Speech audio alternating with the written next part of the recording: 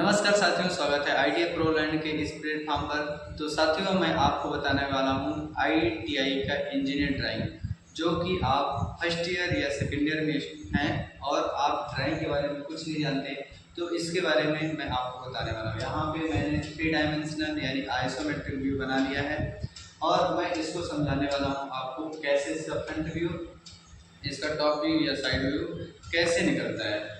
तो साथियों, हमारे वीडियो को लास्ट तक जरूर देखिएगा, इस वीडियो से आपके सारे डाउट क्लियर होंगे।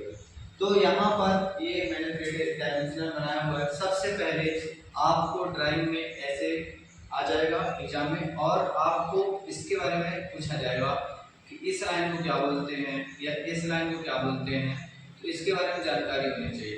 तो दोस्तों, इस लाइन को बोलते हैं एक्सटेंशन लाइन, यानी कि जब आप कंपोनेंट बना उसको एक्सटेंस किए हैं, बढ़ाने उसके डायमेंशन को बढ़ाने के लिए, तो यहाँ पे एक्सटेंशन लाइन इसको बोलते हैं।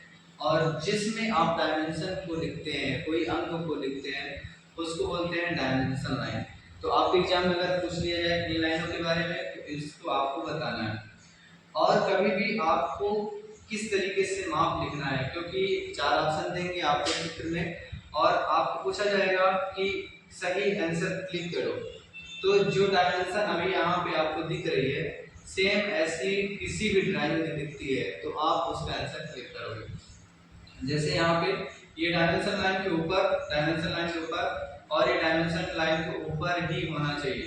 कभी कभी क्या होता है एग्जाम में डायमेंशन लाइन के ऊपर ना दे करके इसके जैसे 60 नीचे लिख देगा, या फिर क्वेश्चन में 60 को यहाँ पे बना देगा, यानी जो नंबर है वो यहाँ पे डाल देंगे, तो वह आपका जो डायमेंशन रहता है वह गलत रहता है और उसको आप सही नहीं लगाओगे।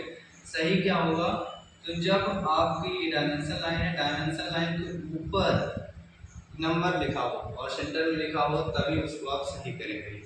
चाहे ये डायरेक्शन हो तो इस डायरेक्शन में आपका अंदर साइड होना चाहिए, इस डायरेक्शन में अंदर साइड होना चाहिए, इस डायरेक्शन में जैसे ये अभी कंपोनेंट है तो कंपोनेंट में बाहर साइड होना चाहिए। तो इस तरीके का आपका डायमेंशन लिखा होना चाहिए, तभी आप उसको सही लगाओगे। अब ये 3D में बना हुआ है, तो इसको हम देखते हैं कि फ्रंट व्यू क्या होने वाला है। फ्रंट व्यू मतलब ये अगर यहाँ से एरो बना हुआ है तो ड्राइंग में आप समझ जाओ कि ये इसका फ्रंट व्यू बता रहा है, यानी सामने से देखने में कैसे दिख रही ड्राइंग। तो सामने से देखने पर आपका ऑब्जेक्ट का ये वाला भाग दिखेगा, ये वाला भाग दिखेगा और ये वाला भाग दिखेगा। तो ये ऑब्जेक्ट के भाग दिखेंगे। साइड व्यू में क्या दिखेगा, जो ये त्रिभुजाकार मैंने आकृति बना दी है, तो साइड व्यू में सेम ये डायमेंशन दिखेगा। जो व्यक्ति यहाँ से इसको साइड से देखेंगे तो इस तरीके का दिखेगा। तो इसके फ्रंट व्यू में क्या दिखता है, फ्रंट व्यू में अगर आप देखेंगे तो इसकी लंबाई के साथ में ऊंचाई दिखती है, यानी लंबाई और ऊंचाई। इसका अगर साइड व्यू देखते हैं तो साइड व्यू में क्या दिखता है, इसका ये लंबाई यानी सॉरी चौड़ाई के साथ में इसकी क्या दिखती है, साइड या ऊंचाई दिखती है। इसके बाद ये टॉप व्यू होता है। टॉप व्यू में ये ऊपर से सारी चीजें दिखती हैं। टॉप व्यू में ये वाला भाग आपका टॉप व्यू होगा, यानी ऊपर से आप देखेंगे तो इतना ही भाग दिखने वाला है।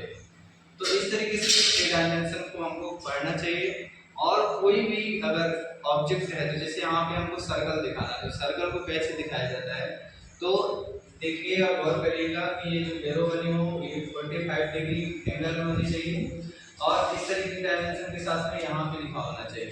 कभी भी सीधा डायमेंशन लिखा है तो आप उसको सही नहीं करोगे, वह गलत हो जाएगा। तो इस तरीके से आपको ड्राइंग पढ़ना है। आपके ड्राइंग में इन्हीं के बारे में पूछा जाता है। तो आईटीआई एग्जाम से रिलेटेड हमारे चैनल को सब्सक्राइब करें एवं अपने दोस्तों के साथ में शेयर करें। धन्यवाद साथियों।